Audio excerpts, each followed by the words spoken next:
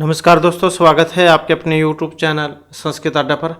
दोस्तों, आज की जो वीडियो इसमें करने वाले हैं आपके कॉम्पिटिटिव एग्जाम के लिए महत्वपूर्ण क्वेश्चन प्रैक्टिस सेट, जो कि आपके सभी एग्जामों के लिए महत्वपूर्ण रहने वाले हैं, चाहे इसमें आपका संस्कृत का कोई सा भी एग्जाम हो।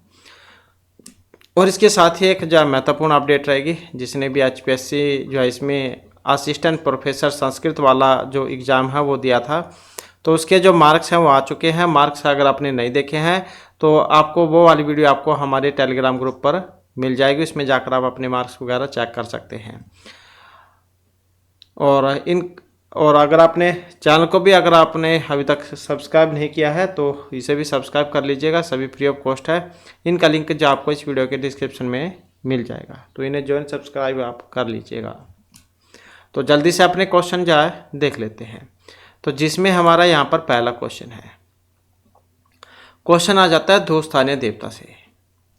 अब यहाँ पर स्वीता, चंद्रमा, वायु, बृहस्पति कौन से दो स्थानीय देवता हैं? आचार्य यास्क ने जो देवता है इनको 3 भागों में बांटा था, जैसे कि इनसे पहले वाली वीडियो जो थी उसमें भी हमने आपको बतलाया था। पृथ्वी, अंतरिक्ष और दो स्थानीय देवता, मतलब जो स्वर्ग लोक वाले हैं।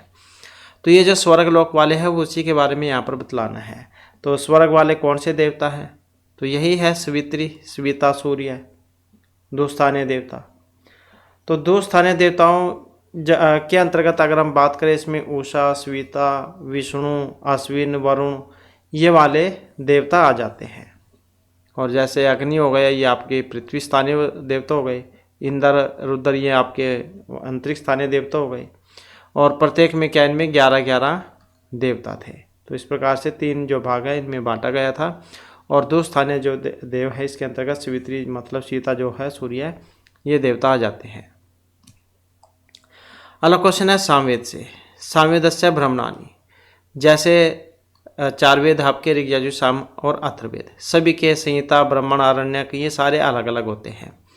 तो सामवेद का जो ब्राह्मण है इसमें 8, 10, 4 या 9 कितने होते हैं सामवेद के ब्राह्मण? तो सामवेद जो है इसमें 9 ब्राह्मण थे। कितने? 9 ब्राह्मण थे इसमें। और कौन कौन से थे? पंचविंश, षड्विंश, छांदोग्य, सामविधान, आर्षेय, देवताध्याय, संहिता, उपनिषद, वंश और जैमिनीय ब्राह्मण। तो ये 9 जो है इसमें ब्राह्मण थे सामवेद में। और इसके ऋत्विक का नाम क्या है? उद्गाता, क्योंकि ये गाया जा सकने वाला है तो इसके ऋत्विक का नाम उद्गाता है। जैसे ऋग्वेद वाले का होता हो गया, यजुर्वेद वाले का ध्रुवीय हो गया और अथर्ववेद का ब्रह्मा। अगला क्वेश्चन है मैत्रायणी संहिता, ये कस्य वेदस्य है? ऋग्वेदस्य, यजुर्वेदस्य, सामवेदस्य या फिर अथर्ववेदस्य? मैत्रायणी संहिता किस वेद की है? तो मैत्रायणी संहिता का संबंध है यजुर्वेद से। यजुर्वेद 2 भागों में बटा हुआ है, शुक्ल में और कृष्ण यजुर्वेद में। तो पतंजलि जो है, महर्षि पतंजलि मुनि, इन्होंने 1 शतम अध्रुवी शाखा यजुर्वेद की 100 शाखाओं की सत्ता को ले किया था। तो मतलब जो है ये मैत्रायणी शाखा अगर हम सीधे ही समझे तो ये यजुर्वेद जो है इसमें से ली गई है।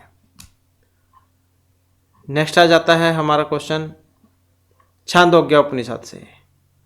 छांदोग्य उपनिषद कस्य वेदस्य है? सामवेदस्य, ऋग्वेद, अथर्ववेद या यजुर्वेदस्य है? तो ये छांदोग्य उपनिषद किस में आता है?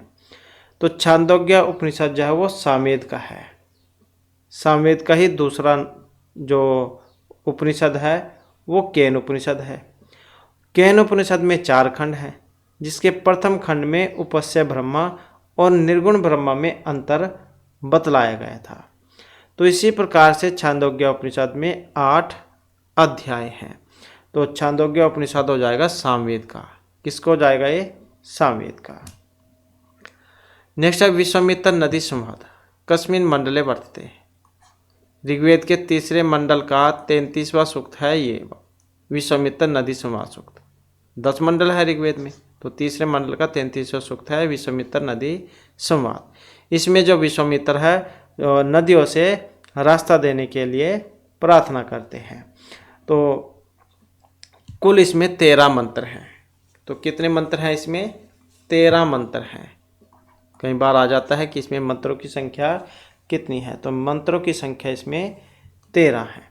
तो इसमें विश्वामित्र के द्वारा स्तुति और विपाट नदियों से मार्ग देने के लिए प्रार्थना की गई थी। तो तीसरे मंडल का 33वां सूक्त है ये। नेक्स्ट है जगती छंद से कति अक्षराणी भवंती। जगती छंद में अक्षर होते हैं। अब ये जैसे कति अक्षराणी है, इसमें संधि भी हुई है, यण संधि, क्योंकि ई को या हो जाता है उसमें, क्योंकि ये तो कति है। कति में ई है, ई को या हो जाएगा, याद हो जाएगा, तो संधि भी है। तो यहाँ पर पूछा गया इसमें छंद, जगती छंद है। सबसे पहला कौन सा है? गायत्री छंद है, जिसमें 24 वर्ण होते हैं। गायत्री, उष्णिक, अनुष्टुप, वृत्ति, पंक्ति, त्रिष्टुप, जगती। तो जगती सबसे लास्ट को हो गया। तो इसमें 10, षोडश, अष्ट या द्वादश कितने होंगे इसमें अक्षर? तो जैसे चार पाद हैं तो वही है यहाँ पर। तो मतलब प्रत्येक पाद में कितने हैं? 4 पाद होंगे तो प्रत्येक में के हिसाब से निकलेगा ये। तो इसमें कितने हैं? 12 होते हैं प्रत्येक पाद में। तो प्रत्येक पाद में क्या होंगे? 12 वर्ण होंगे। तो 12 चौके 48 वर्ण होंगे इसमें। तो प्रत्येक पाद में कितने हो जाएंगे? 12। तो जगती छंद जो है इसमें 12 अक्षर होंगे, जबकि मंदाक्रांता छंद में 17 होते हैं। मंदाक्रांता में कितने होते हैं? 17। उसमें आता है 17 चौके 68। तो और ये जो मेघदूत जो था उसमें संपूर्ण मेघदूत में आया था ये मंदाक्रांता छंद। और अनुष्टुप छंद में उसमें 4 होते हैं। अनुष्टुप छंद में 4 होते हैं और प्रत्येक चरण में 8 अक्षर, 800 का 32, इसमें 32 हो जाएगा। तो जगती छंद जो इसमें 48 है। 48 या तो आपका ये देखने को मिलेगा या फिर ये वाला। नेक्स्ट क्वेश्चन है भाव विकार से। कति भाव विकार, पंच, सप्त, नव या षट। तो कितने होते हैं भाव विकार और कौन कौन से होते हैं ये भी हमने आपको बतलाया था। तो भाव विकार की बात करें तो ये 6 होते हैं। कति भाव विकार, षट। कौन कौन से? जायते, अस्ति, विपरिणमते, वर्धते, अपक्षीयते, विनश्यति। इस प्रकार से जायते, अस्ति, विपरिणमते, वर्धते, अपक्षीयते, विनश्यति। तो ये 6 होते हैं। अगर आप नियमित रूप से वीडियो देखते हैं तो जितने भी क्वेश्चन हैं सारे के सारे आपको इसी वीडियो में ही याद हो जाएंगे। तो दोबारा से आपको याद करने की जरूरत भी नहीं रहेगी। तो आपके सभी एग्जामों के लिए जो है ये महत्वपूर्ण रहेंगे। तो जिसमें हमारा नेक्स्ट क्वेश्चन आ जाता है भास्कर संहिता। ये शुक्ल यजुर्वेदस्य, सामवेदस्य, ऋग्वेदस्य या कृष्ण यजुर्वेदस्य। तो भास्कर संहिता जो आती है ये किस में आती है? भास्कर संहिता, तो भास्कर संहिता का संबंध किससे है? ऋग्वेद से है। तो भास्कर संहिता ऋग्वेद से है। ऋग्वेद की जो अन्य शाखाएं हैं, साकल, बास्कल, आश्वलायन, संखायन, मंडूकायन, ये वाली हैं। कौन कौन सी? साकल, बास्कल, आश्वलायन, संखायन, मंडूकायन, ये वाली 21 शाखाएं हैं। पहले तो 21 थी, अब तो कुछ ही हैं। तो पहले 21 थी, इस समय 5 उपलब्ध हैं। साकल, बास्कल, आश्वलायन, संखायन, मंडूकायन।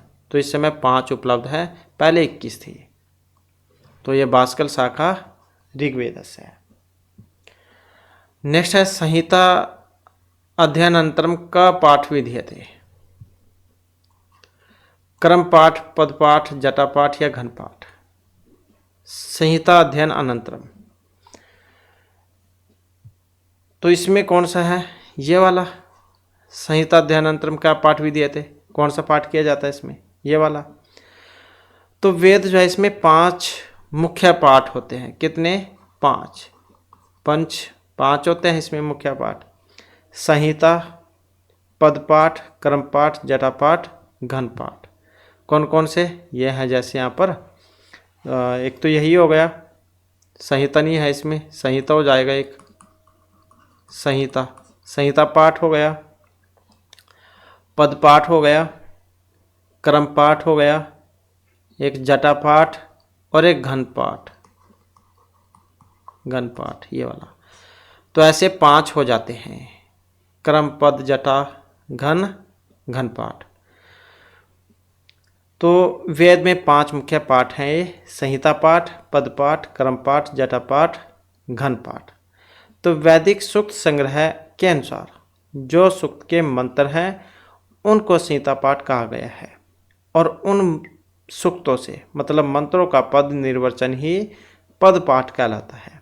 और पद पाठ जो होता है इसमें उदात्त अनुदात्त और सभी चिन्हों का विशेष ध्यान रखा जाता है। आपने देखा होगा वेद में जब मंत्र पढ़ते हैं तो कुछ के तो नीचे होते हैं और कुछ के ऊपर खड़ी हुई रेखा होती है, तो वो वाले हैं। तो ये इन्हीं को कहा जाता है उदात्त, अनुदात्त और सवरित। ये जो खड़ी हुई रेखा या नीचे पड़ी हुई जो रेखाएं होती हैं। इसके बाद है वेदस्य नासिकत्वेन उपमीयते। वेद के 6 अंग बतलाए थे हमने आपको, शिक्षा, कल्प, व्याकरण, युक्त, ज्योतिष, छंद, और अलग अलग अंग से उत्पत्ति हुई थी वेद पुरुष की, ये भी बतलाया था। तो उसमें आया था श्लोक ही छंद पादव तो वेदस्य हस्तौ कल्पात् पठ्यते ज्योतिषाम नयनम चक्षु निरुक्तम सर्वोत्तरम उच्यते शिक्षा घ्राणम तो वेदस्य मुखम व्याकरणम समृतम तस्मात् संगम अधीति एव ब्रह्मलोके महीयते, ऐसे बतलाया था। तो उसमें आया था शिक्षा घ्राणम तो वेदस्य, यह आया था। तो मतलब नासिका का संबंध किससे था? शिक्षा थे, शिक्षा इसे माना गया है। शिक्षा घ्राणम तो वेदस्य मुखम व्याकरणम समृतम, और मुख से व्याकरण, छंद से पाँव की उत्पत्ति मतलब पाँव से छंद उत्पन्न हुए हैं, और हस्तकल्प अथ पठ्यते, और हाथ से कल्प, शिक्षा से घ्राण, मुख से व्याकरण, ये उत्पन्न हुए हैं। इसी प्रकार से ज्योतिषामनयनम चक्षु निरुक्तम श्रोत्र मुच्यते, ज्योतिष चक्षु से और निरुक्त श्रोत्र से उत्पन्न हुआ है। तो यहाँ पर नासिका के बारे में पूछा गया था, तो नासिका संबंध किससे हो जाएगा? शिक्षा। शिक्षा घ्राणम तो वेदस्य।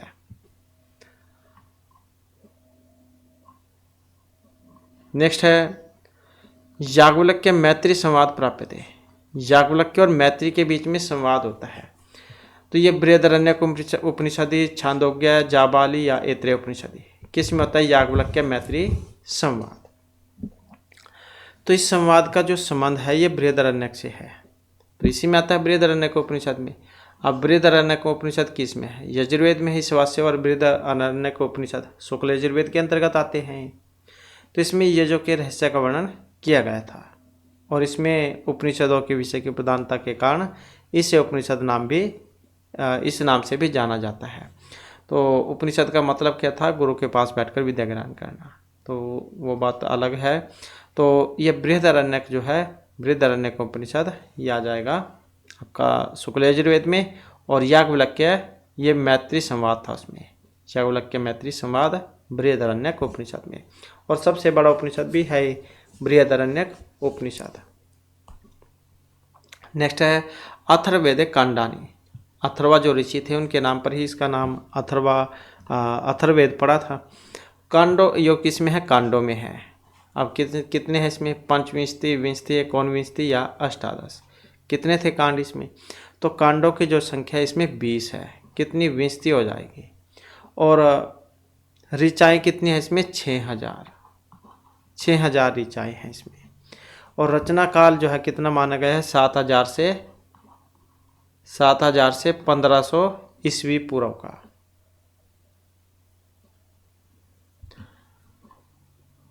नेक्स्ट है निष्प्रकारकम ज्ञानम समृति अनुमिति प्रत्यभिज्ञा या निर्विकल्पकम। तो निष्प्रकारकम ज्ञानम कौन सा होता है? तो निष्प्रकारकम ज्ञानम निर्विकल्पकम, इसको भी आसानी से कैसे आप याद रखेंगे अगर किसी के याद नहीं रहता है? तो यहाँ पर भी देख सकते हैं नी है, इसमें भी नी है, तो ऐसे आप इसको याद रखेंगे। निष्प्रकारकम ज्ञानम निर्विकल्पकम। निर्विकल्पक ज्ञान को निष्प्रकार ज्ञान कहा गया था। ज्ञान 2 प्रकार का होता है, सविकल्पक और निर्विकल्पक। एक तो ये वाला ही है सविकल्पक और निर्विकल्पक, तो ये 2 प्रकार का होता है ज्ञान। नेक्स्ट है उपमानम। उपमान का क्वेश्चन है, उपमान प्रमाण क्या होता है? तो इसके बारे में भी आता है सदृश्य ज्ञानम उपमानम, यही कहा जाता है सदृश्य ज्ञानम उपमानम। सदृश्य ज्ञान को ही उपमान कहते हैं, सदृश्य ज्ञान को ही उपमान प्रमाण कहते हैं। उपमान प्रमाण की सामान्य परिभाषा की बात करें, क्या होती है? मतलब किसी अज्ञात वस्तु को किसी ज्ञात वस्तु की समानता के आधार पर किसी नाम से जानना उपमान कहलाता है। जैसे नील गाय क्या रोज कह देते हैं, जैसे जो खेत में या फसल को नुकसान पहुंचाते हैं, तो नील गाय मतलब रोज। तो देखने में जो एक जैसे ही होते हैं, जैसी गाय वैसे ही नील गाय, ऐसे कहा जाता है। तो और प्रमाण कितने हैं? 4 होते हैं, प्रत्यक्ष, अनुमान, उपमान, शब्द प्रमाण। गौतम जो मुनि हैं उनके अनुसार इन 4 प्रमाणों के अतिरिक्त मीमांसक, वेदांती और पुराणिक ये 4 प्रकार के और प्रमाण मानते हैं। एतिहा, अर्थापत्ति, संभव, अभाव। तो बस इतना आप याद रखिएगा। उपमान प्रमाण क्या है? सादृश्य, ज्ञानम, उपमानम। 4 प्रमाण होते हैं, प्रत्यक्ष, अनुमान, उपमान, शब्द प्रमाण। तो आपको एग्जाम में ऐसे देखने को मिल सकता है, हो सकता है रिक्तान में भी पूछ लिया जाए सादृश्य ज्ञानम, तो फिर वहाँ पर आपने बताना होगा। तो सादृश्य ज्ञानम, उपमानम। इसके बाद अगला क्वेश्चन, सब शक्ति को उत्तर न्याय मत है। जातो व्यक्तो अकृतो जात्याकृष्ट विशिष्ट व्यक्त हो। तो सब शक्ति ही, तो सब शक्ति की बात करें तो इसमें कौन सा बनेगा? ये वाला, जात्याधिकृत विशिष्ट व्यक्त हो। तो न्यायिक जौहन के मत में सब शक्ति जाति में, आकृति में, व्यक्ति में और विशिष्ट में सन्निहित रहती है। जाति में, आकृति में, व्यक्ति में और विशिष्ट में सन्निहित रहती है। शब्द में निहित शक्ति को सब शक्ति कहते हैं और सब शक्ति को ही शब्दवृत्ति भी कहा जाता है। और ये 3 प्रकार की होती है, अभिधा, लक्षणा, व्यंजना। इसके बाद वेदांत मते कतिविधम शरीरम, द्वित्री, एक या चतुर्विधम। तो कतिविधम शरीरम तो वेदांत सार आचार्य सदानंद का है, और इसमें क्या है? शरीर को 4 प्रकार का बतलाया गया था, मतलब चतुर्विधम। 4 प्रकार की उत्पत्ति कैसे होती है? जरायुज, अंडज, उद्भिज, स्वेदज। एक तो जैसे मनुष्य से मनुष्य उत्पन्न हुआ है, एक अंडे से होते हैं जैसे ये पक्षी वगैरह हो गए, एक उद्भिज हो गया मतलब जो भूमि से पेड़ पौधे उत्पन्न होते हैं, और एक पसीने से उत्पन्न होता है स्वेदज, जैसे जुआ लिखा। तो इस प्रकार से जो है ये 4 प्रकार की उत्पत्ति बतलाई गई थी। तो वेदांत सार के मत में शरीर को 4 प्रकार से उत्पन्न हुआ बतलाया गया है। चतुर्विधम मतलब जरायुज, अंडज, उद्भिज, स्वेदज। नेक्स्ट है पंच प्राण आदि वायु नाम को तो उत्पत्ति वेदांत मत है। तो 5 वायु होती है, प्राण, अपान, व्यान, उदान, समान। ये वाली होती है जो मतलब 5 है वायु। अब इनकी उत्पत्ति किससे होती है? तस्माद, भूतस्ताद, व्यस्ताद, रजस अंशात, और ये समस्ताद, राजस अंधस्ताद या सात्विक अधस्ताद। तो वेदांत सार के मत में प्राणवायु की उत्पत्ति समस्त रजस जो है उनसे हुई है। सत्व, रज और तम 3 गुण होते हैं, तो रजस जो है उससे मानी गई है। तो ऑप्शन सी वाला। तो पंच प्राण आदि वायु की उत्पत्ति किससे मानी गई है? रजस आदियों से। इसके बाद है संख्या मते मध्यस्थम कस्य स्वरूपम। मध्यस्थ स्वरूप है।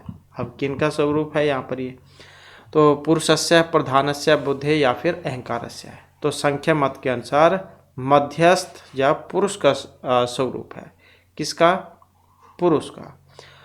और पुरुष जो है होता है न तो प्रकृति है और न ही विकृति है। पुरुष जो है उसको त्रिगुण अतीत, विवेकी, विषयी और चेतन और अपरसरधर्मी माना गया है। इसके बाद है संख्या मत है कार्यकारण सिद्धांत। आरंभवाद है, परिणामवाद है, संघातवाद है या विवर्तवाद है। तो संख्या मत में कार्य कारण सिद्धांत कौन सा है? किसके अनुसार? संख्या के अनुसार। तो कपिल मुनि का संख्या दर्शन और ईश्वर कृष्ण की संख्या कारिका है। तो संख्या मत में परिमाणवाद को कार्य कारण सिद्धांत के रूप में स्वीकार किया गया था, और संख्या शास्त्र एक यथार्थवादी दर्शन है और इसमें प्रकृति एवं पुरुष सृष्टि के विकास क्रम तथा कार्यकारण वाद का विस्तृत विवरण प्राप्त होता है।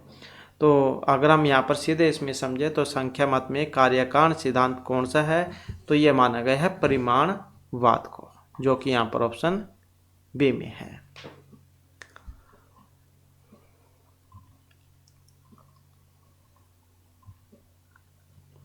इसके बाद है कैवल्यम। संख्या मते कद्विधम, द्वि, त्रि, एक या बहुविधम। तो कैवल्य जो है कितने प्रकार का है संख्या मत के अनुसार, तो संख्या के अनुसार जो इसको दो प्रकार का बतलाया गया था, तो कौन सा हो जाएगा, द्विविधम। नेक्स्ट है हमारा क्वेश्चन, साध्य भाव व्याप्तो हेत्वाभास है।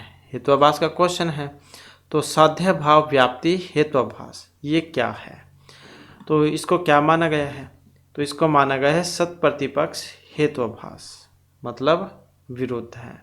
साध्य भाव व्याप्ति ही सत प्रतिपक्ष नामक हेत्वाभास है। तो कौन सा, सत प्रतिपक्ष हेत्वाभास। नेक्स्ट है अज्ञान। भाव रूपम, अभाव रूपम, भाव अभाव या अनुभय रूपम। अज्ञान किस प्रकार का है, तो अज्ञाने भाव रूपम। तो किस प्रकार का माना गया इसे, भाव रूपम। अज्ञान के बारे में वेदांत सार में भी बतलाया गया था, अज्ञानम तो सद असदभ्याम निर्वर्चनीयम त्रिगुणात्मकम ज्ञान विरोधी भाव रूपम यद किंचित इति वदन्ति अहमग इत्यादि अनुभवात्। तो अज्ञान भाव रूपम।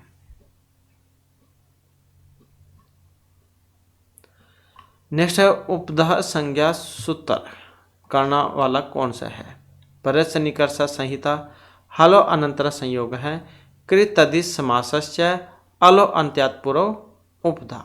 तो इसका मतलब जो है ये वाला सूत्र इसमें लगता है, अलो अंत्यात् पूर्व उपधा। अंतिम अल के ठीक पहले वर्ण की उपधा संज्ञा होती है। तो जैसे राम शब्द है, राम, राम, इसका जब हम वर्ण विच्छेद करते हैं तो क्या बनता है, रा बन जाएगा। रा में क्या है, आ है, और माँ, माँ में भी क्या है, आ है। तो वैसे ही बना है र आ म आ, राम। तो विच्छेद करने पर माँ की उपधा संज्ञा हुई है, मतलब अंतिम अल के ठीक पहले वर्ण की, अंतिम अल के ठीक पहले वर्ण की उपधा संज्ञा होती है। तो कौन सा करेगा, अलोन्त्यात् पूर्व उपधा, क्योंकि ये तो प्रातिपदिक संज्ञा करेगा, कृत तदिश समास, कृदंत तदित और समास की। यह संयोग संज्ञा करेगा, यह संहिता संज्ञा करेगा, तो ये उपधा संज्ञा ये वाला। अलो अनंतरः इति सूत्रेण संज्ञा। तो जैसे कि ऊपर आया था भी हमने आपको बतलाई है, हलो अनंतरा संयोग है, तो क्या करता है ये, संयोग संज्ञा। नेक्स्ट है कर्मधारय समास विधायक सूत्रम। कर्मधारय समास किसके अंतर्गत आता है, क्योंकि ये तत्पुरुष जो समास है उसी का ही भेद है। कर्मधारय भी और द्विगु भी, ये दोनों इसी के भेद हैं तत्पुरुष के। तो कर्मधारय समास विधायक सूत्रम सहसुपा अनेक मान्य पदार्थे विशेषण विशेषण या अर्धम नपुंसकम। कौन सा है यहाँ पर इसके वाला, तो इसके वाला कौन सा है, कर्मधारय समास कहाँ पर होता है, विशेषण विशेष्य भाव में जहाँ संबंध होगा वहीं पर होता है। तो विशेषण विशेषण बहुलम, यही वाला होता आता है सूत्र इसमें, मतलब जहाँ पर पदवाची विशेषण की विशेषता बहुलता से हो, जहाँ पर पदवाची विशेषण की विशेषता बहुलता से हो तो वहाँ पर कर्मधारय समास होता है। नीलकमलम आता है जैसे इसका प्रसिद्ध उदाहरण, घनश्याम आता है प्रसिद्ध उदाहरण, तो ये कर्मधारय है, कर्मधारय तत्पुरुष का ही भेद है। और सूत्र ये वाला है, विशेषण विशेषण बहुलम, इसके अगल बहुलम भी आता है, बहुलम ये वाला, विशेषण विशेषण बहुलम। इसके बाद है वीर पुरुष को ग्राम्य है, अतर्का समास है, अव्यभाव बहुव्रीहि तत्पुरुष या फिर द्वंद्व। वीर पुरुष को ग्राम्य है, तो कौन सा है इसमें? तो इस संपूर्ण पद में जो है षष्ठी तत्पुरुष समास का प्रयोग हुआ है। विग्रह कौन सा बनेगा इसका? तो वीर पुरुषा नाम ग्राम है, वीर पुरुषों का गांव। लेकिन यदि सिर्फ वीर पुरुष पद में समास करें तो बहुव्रीहि समास भी हो सकता है। यहाँ पर वीरः पुरुषः यस्मिंसा, तो बहुव्रीहि भी हो सकता है। वो कई बार उसके ऊपर है किस प्रकार से बनाया गया है। तो तत्पुरुष भी बन सकता है, इसमें बहुव्रीहि भी बन सकता है। विग्रह के ऊपर है सारा खेल। तो इसमें ऑप्शन सी। नेक्स्ट है श्रीः इत्यत्र कस्मिन् अर्थे प्रथमा? प्रातिपदिक, परिमाण लिंग या वचन मात्रे। तो किस अर्थ में हुई है यहाँ पर? तो इसमें सूत्र भी आता है, प्रातिपदिकार्थ लिंग प्रमाण वचन मात्रे प्रथमा, ये वाला। तो प्रातिपदिकार्थ में और परिमाण लिंग या वचन, ये कौन से के अंतर्गत आता है? तो ये आ जाता है प्रातिपदिक के अंतर्गत।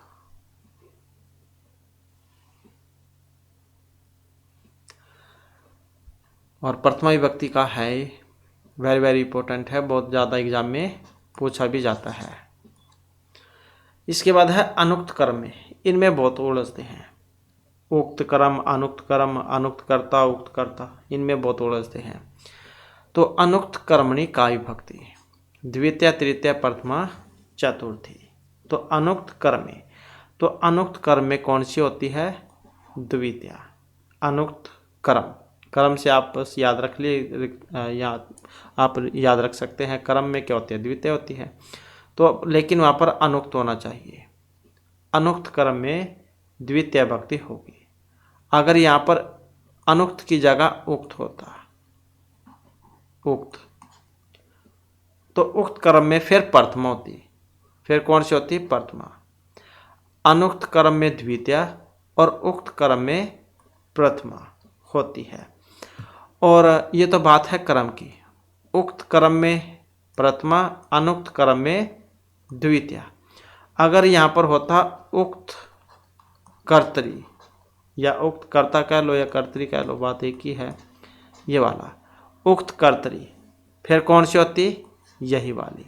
उक्त कर्ता में भी प्रथमा होगी। और अनुक्त कर्म में द्वितीय, उक्त कर्म में प्रथमा, उक्त कर्ता में प्रथमा।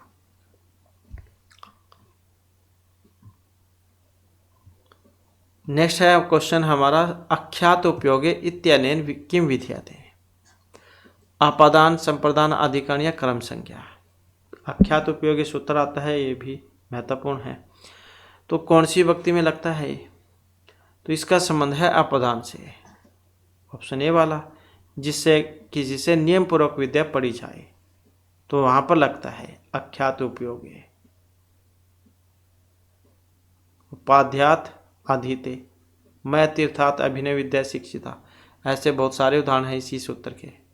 तो जहाँ पर विद्या जाओ नियम पूर्वक पढ़ी जाए तो वहाँ पर लगता है अख्यात उपयोगी। नेक्स्ट है स्वाहा शब्द का विभक्ति ही, यहाँ पर भी इसमें सूत्र आता है, नमः स्वस्ति स्वाहा शब्दालम वसठ, ये वाला। तो इन सभी के योग में जो है तृतीय विभक्ति का प्रयोग होता है ना, सॉरी, ये जो चतुर्थी विभक्ति जो है उसका प्रयोग होगा। नमः स्वस्ति स्वाहा शब्दालम वसठ योगात, इनके सारों के योग में। अग्न्ये स्वाहा, जैसे उसमें जब आप पूजन करते हैं हवन वगैरह तो उसमें बोलते हैं स्वाहा, तो अग्न्ये स्वाहा, चतुर्थी। नेक्स्ट है कर्तृकर्मणः कृति इति सूत्रेण किम विधीयते? ये भी वेरी वेरी इंपॉर्टेंट है। वैसे तो जितने क्वेश्चन है सभी सभी वेरी वेरी इंपॉर्टेंट है, क्योंकि यही एग्जाम में आपके पूछे जाते हैं। तो कर्तृकर्मणः कृति ही, चतुर्थी, पंचमी, सप्तमी या षष्ठी, तो कौन सी विभक्ति यहाँ पर लगेगी इसमें? तो इसमें लगेगी षष्ठी विभक्ति। तो किस विभक्ति का प्रयोग हुआ है? षष्ठी विभक्ति का। तो कृदंत शब्दों से कर्ता और क्रम में षष्ठी होगी। शिशोः रोदनम, राजस्य प्राप्ति ही, राक्षसानाम घात है। तो इस प्रकार से कर्तृकर्मणः कृति षष्ठी विभक्ति में लगता है। इसके बाद है आधार है। आधार कितने प्रकार का होता है? तो आधार जाओ वो 3 प्रकार का होता है। तो कितना? त्रिविध है। कौन कौन सा? औपश्लेषिक, वैशेषिक, अभिव्यापक। कौन कौन सा? औपश्लेषिक, वैशेषिक, अभिव्यापक। नेक्स्ट आ जाता है हमारा रीतिरात्मक अवश्य। ये मानने वाले कौन से आचार्य थे? आचार्य रुद्रट, भामा, वामन या उद्भट। तो रीतिरात्मक काव्य है। तो रीति को ही काव्य की आत्मा मानने वाले जो आचार्य थे कौन थे? आचार्य वामन। रीतिरात्मक काव्य है।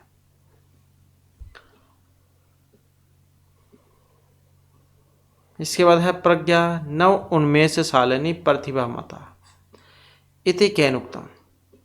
प्रज्ञा नव उन्मेष शालिनी प्रतिभा मता। भट्ट तोतेन, अभिनव गुप्तेन, भट्ट नायकेन या मही भट्टेन। किसने कही थी बात ये? तो ये थे अभिनव गुप्त की, जो कि ऑप्शन बी में है। तो अभिनव गुप्त का था ये। इन्होंने कवि की जो प्रतिभा है इसके संदर्भ में ये लक्षण दिया था। मतलब कवि को नवीन बुद्धि का ज्ञान प्राप्ति ही उसकी प्रतिभा है। प्रज्ञा नव उन्मेषालिनी प्रतिभा मता। कवि को नवीन बुद्धि का ज्ञान प्राप्ति ही उसकी प्रतिभा है। आनंदवर्धन कस्य सभा पंडित आसीत। ध्वनि संप्रदाय के लिए जान जाता है आचार्य आनंदवर्धन को। तो किसके सभा पंडित थे? तो और इनका काव्य कौन सा था? ध्वन्यालोक था इनके द्वारा लिखा हुआ। किनके सभा पंडित थे? इनमें से अशोक, शाहजहां, अवंती वर्मा या औसफ अली। तो ये थे अवंती वर्मा के, ऑप्शन जो सी में है। और कहाँ के निवासी थे आचार्य आनंदवर्धन? तो इन्हें माना गया है कश्मीर निवासी। तो कश्मीर नरेश थे अवंती वर्मन ये, तो उनके समकालीन को माना गया है। इसके बाद है कवि कुलगुरु का। माघ, कालिदास, हर्षघोष या भारवि। तो कवि कुलगुरु के नाम से किन्हें जाना जाता है? तो कवि कुलगुरु शिरोमणि महाकवि आदि उपाधियां महर्षि कालिदास के लिए है। किनके लिए? महर्षि कालिदास के लिए। और उपमा के लिए भी जाना जाता है इनको, उपमा कालिदास। तो कुलगुरु के नाम से भी इनको जाना जाता है। महाकवि भी कहा जाता है इनको। शिरोमणि, कवि कुलगुरु शिरोमणि, महाकवि।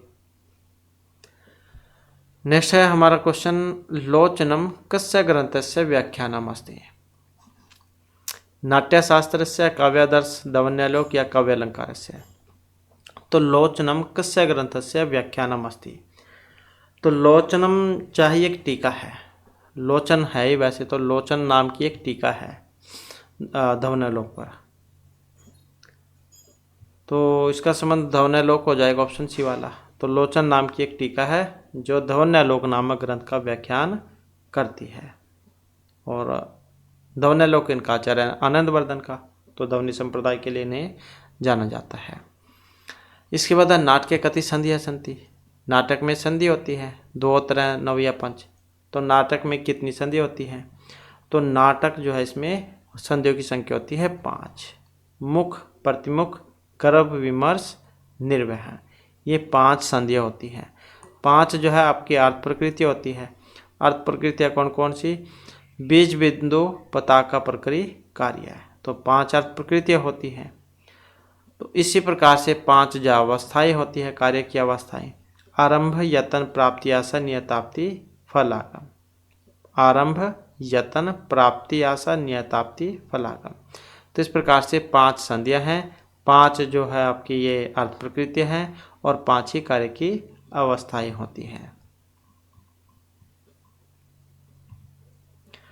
नेक्स्ट है माधुर्य गुणस्य कस्मिन् रसे प्रकर्षः वर्तते। 3 गुण है, वैसे तो 3 गुण माने गए हैं। तो ये माधुर्य गुण का किस रस में हुआ है?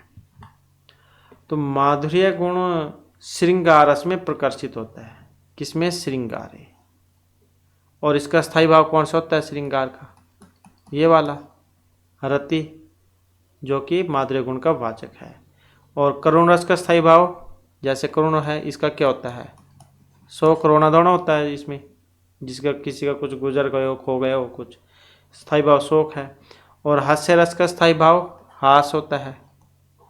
हास। और वीरस का स्थायी भाव उत्साह होता है, उत्साह। तो साहित्य में रसों के अंतर्गत 3 गुण स्वीकार किए गए थे। कितने? 3। माधुर्य, ओज, प्रसाद गुण। इसके बाद है बीभत्स।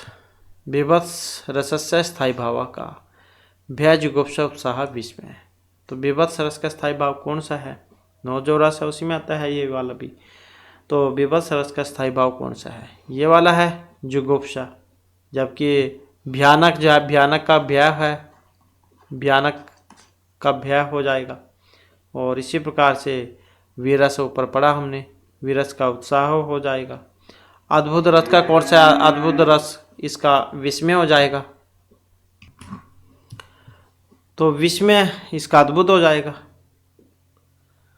इसके बाद है नेक्स्ट हमारा सह वाक्य कस्मिन यत्र अनेकतार्थ भवेत् इत्यत्र स इत्यस्य का अर्थ है। निदर्शन समासोक्ति श्लेष या रूपकम। तो किस अलंकार से संबंधित है?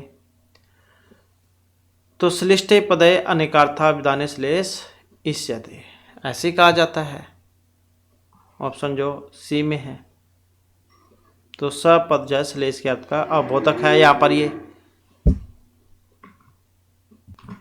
और अलंकारों को 3 भागों में बांटा गया था, शब्द अलंकार, अर्थ अलंकार, उभय अलंकार। तो ये श्लेष जो है ये शब्द अलंकार के अंतर्गत आता है। इसका उदाहरण भी है, पृथुकार्त्र स्वर पात्रम भूषित निःशेष परिजनम देवः विलसत क्रेणु गहनम संप्रति समआयो सदनम। ये वाला इसका प्रसिद्ध उदाहरण भी है। नेक्स्ट है अव्यापन है कुशलम बले पृच्छति त्वाम वियुक्ताम अत्र छंदः किम विद्युतमाला मंदाक्रांता नुष्ट प्यास सिखानी। तो इसमें भी कौन से छंद का प्रयोग हुआ था? तो यहाँ पर मंदाक्रांता जो छंद है इसका प्रयोग हुआ है। और पहला गण कौन सा होता है इसमें? पहला गण मगन ही होता है इसमें। मंदाक्रांता अम्बुधीरस गमर्भो न्यातुतात गुरु चेत। तो 17 इसमें वर्ण होते हैं। तो सबसे पहला गण इसमें मगन है। मगन, भगन, नगण, तगण, 2 गुरु। इसके बाद है लोके यानी कारणानि तानि काव्य नाटके च के नामना व्याप्तिशन्ते भावा, अनुभावा, संचारिणी भाव या फिर विभावा।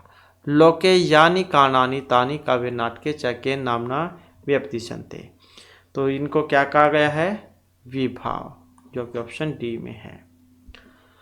नेक्स्ट है नाटक के न्यूनतम अंक कति। कितने होते हैं नाटक में? नाटक में अंक होते हैं और महाकाव्य में सरक। तो कम से कम कितने अंक होने चाहिए? तो कम से कम जो है 5, अधिक से अधिक 10 इसमें होते हैं। तो कम से कम 5 और अधिक से अधिक 10 होने चाहिए। 6 दिया गया है यहाँ पर, तो ये 5 होने चाहिए। कम से कम 5 और अधिक से अधिक जो 10 हैं ये हो सकते हैं।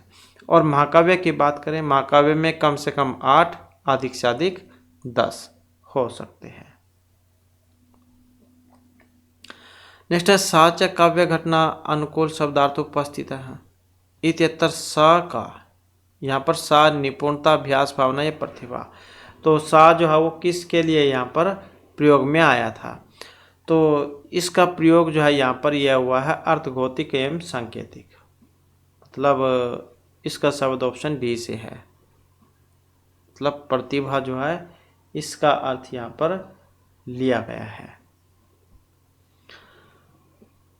नेक्स्ट है काव्य अंगिनम अर्थम अवलंब्यन्ते ते के समघटना गुणालंकारा या फिर भावः। तो इसमें देखें तो क्या आएगा? और इसमें हो जाएगा ये वाला गुणः, जो कि ऑप्शन बी में है। मतलब काव्य रस में जो अंगीन के अर्थ का अवलंबन करे वे गुण कहलाते हैं। इसके बाद है नेक्स्ट हमारा क्वेश्चन है उरुभंगे नायक है। उरुभंग जो था इसमें नायक थे। तो उरुभंग नामक जो ग्रंथ है इसके नायक कौन थे? ये वाले, मतलब भीम थे। इसमें मिर्ची भास ने जो 13 नाटक लिखे थे उसमें से था। सपनवास दत्तम, प्रतिज्ञा योगेंद्रायणम, चारुदत्तम, अविमारक, प्रतिमा नाटक, अभिषेक नाटक, बालचरितम, पंचरात्रम, मध्यम योग, दूत वाक्य, दूत घटोत्कच, कर्णभार, उरुभंग। ऐसे थे 13। इसके बाद है नेक्स्ट क्वेश्चन हमारा, श्रीरम अद्यम खलु धर्म साधनम इति कुत्र वर्तते। शरीर निश्चय ही धर्म प्राप्ति का साधन है। तो ये प्रसिद्ध उक्ति आई थी रघुवंश शकुंतले मेघदूतीय कुमार संभवे। तो वेरी वेरी इंपॉर्टेंट है। तो ये आई थी कुमार संभव में। तो जब जो ये पार्वती जो अपनी तपस्या में लगी हुई थी शिव को प्राप्त करने के लिए, तब परीक्षा लेने के लिए शिव वहाँ पर आते हैं और अनेक प्रकार के उनको प्रलोभन देते हैं कि तुम क्यों तपस्या में लगी हुई हो, तुम्हारा शरीर सुंदर है, यहाँ पर अनेक प्रकार के जीव जंतु हैं भयानक। तो ये कहते हैं कि शरीरम अद्यम खलु धर्म साधनम, कि मतलब जो अगर तुम्हारा शरीर नहीं रहेगा तो कुछ भी नहीं है बिना शरीर के। तो कुमार संभव जाए उसमें से ली गई है। इसके बाद करुण रसस्य स्थायी भाव है। 9 रस होते हैं, हमने आपको अभी बतलाया था। तो करुण रस जो है इसका स्थायी भाव कौन से वाला है। तो करुण रस का स्थायी भाव है ये वाला, शोक। नेक्स्ट है काव्य प्रकाश से कति उल्लास है। काव्य प्रकाश किनका, आचार्य मम्मट का है। और किस में है, उल्लासों में है, 10 उल्लास में। तो कति उल्लासा संति, तो इसमें हो जाएगा बी, मतलब 10 है इसमें। तो इस प्रकार से जो हमारा क्लास में महत्वपूर्ण क्वेश्चन थे। नेक्स्ट वीडियो की इसमें आपके लिए नए जो महत्वपूर्ण क्वेश्चन हम लेकर आएंगे। और हमारे साथ अंत बनाने के लिए धन्यवाद।